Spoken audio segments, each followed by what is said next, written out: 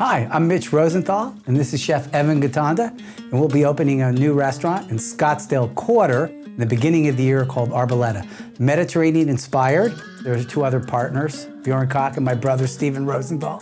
And this dish is actually inspired by our trip to Spain that we just took. And it was at a tapas bar, right? What was it called? Tapeo. Tapeo. And we're used to the croquette, which is common in Spanish cuisine, which is usually bechamel with cod or ham. This is with potatoes. So, Evan, let's get cooking. So I had a great idea to use Thanksgiving leftovers to make a Spanish-style bomba. We're gonna start by making the sauce.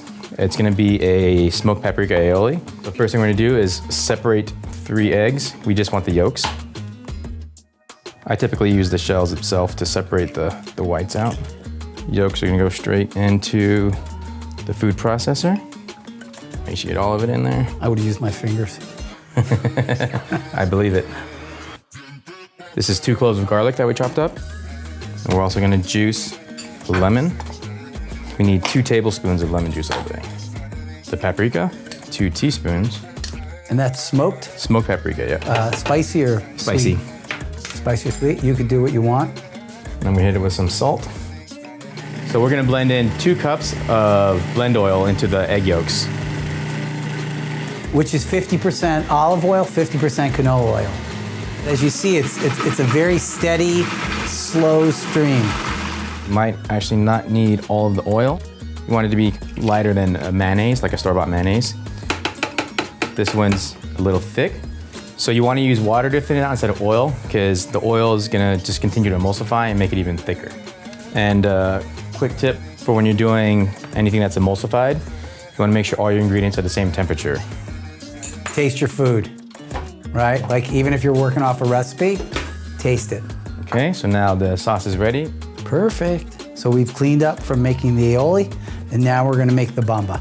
So what we have here is leftover mashed potatoes, some leftover turkey that's chopped up, leftover gravy, and then we're just gonna make sure we season it with a little salt. In the potatoes, you're gonna mix in a little bit of flour, 2 tablespoons of flour, 1 tablespoon of egg in here, add a little bit of salt. Since we're adding extra ingredients into the potatoes, it's probably gonna dilute the flavor a little bit, so you just need to re-season. This is gonna be the outer layer. Now we're gonna mix our turkey and some of the leftover gravy. That's gonna bind it together. So now we're going to actually assemble the bombas. In the palm of your hand, you're gonna put the potatoes, make a little bit of a divot in there. Scoop in your turkey meat and close it up. Don't worry too much about the form of it yet. You just wanna make sure it gets sealed. So whenever we're breading stuff, it's always into 3 separate containers. You got your flour, beaten eggs, and then panko. So first flour, make sure it's coated well, but not too much. Get some of the excess off. Then into the eggs. So this is gonna be my hand for the wet ingredients. Make sure you get as much of the excess off as you can. Now into the panko. And then we're gonna do the egg and panko twice to make sure you get a nice coating on it. Okay, so these are done. And you wanna let it rest in the fridge for at least an hour. And we made some ahead of time. We're gonna go ahead and pull those out. You can reshape them.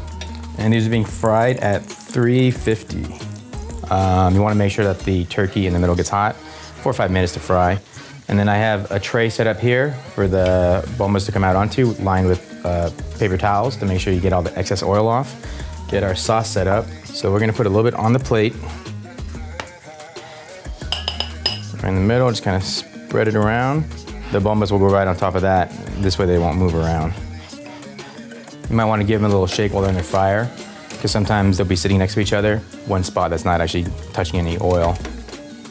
All right, the bombas are starting to get golden brown. Wow, they're beautiful. So these little fryers are great for home, inexpensive, and nobody likes to fry in pots at home. It gets really messy. It's a lot safer. Those Let are them gorgeous. drain out a little bit. And then straight onto the paper towels, get all that excess off. While it's still hot, season it with the salt, and then onto your plate. And there are your Thanksgiving leftover bombas with smoked paprika aioli. So you may not see these at the menu at Arboleda, turkey bombas, but you'll see some form of a bomba. Hopefully be seeing you in the beginning of the year. Have a great holiday.